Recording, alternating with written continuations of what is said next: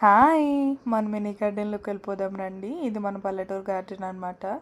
So, ముందుకెళ్దాం. ఇక్కడ తోటకూర, గోంగూర ఉన్న దగ్గర మనకి ఒక మొక్క మొలిచిందనమాట. ఇది మరి ఎంతమందికి తెలుసు, ఎంతమందికి తెలీదనేది నాకు తెలీదు గానీ, నేనైతే మీకు చూపిద్దాం అనుకుంటున్నాను. ఇది one of my favourite vegetable అనమాట. Long beans. ఇప్పుడు లేటెస్ట్‌గా వస్తున్నాయి కదా! పొడుగు చిక్కుళ్ళు అనేసి.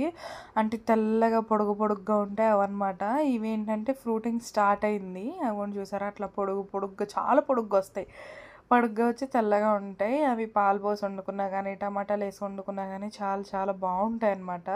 సో ఇదనమాట ప్లాంట్. అది పెరగది కావట్లేదు. గోంగూర ఉండేసరికి ఇబ్బంది అయిపోతుంది. గోంగూర చెట్లు తీసేయాలి ఇంకా. అవి ఎదగట్లేదు.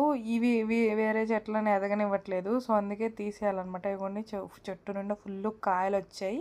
బలం సరిపోవట్లేదు. మళ్ళీ వర్మీ కంపోస్ట్ తెప్పించి వేపియాలి. సో చిన్న చిన్నగా ఉన్నాయి, బొబ్బర్ల కాయల్లాగా.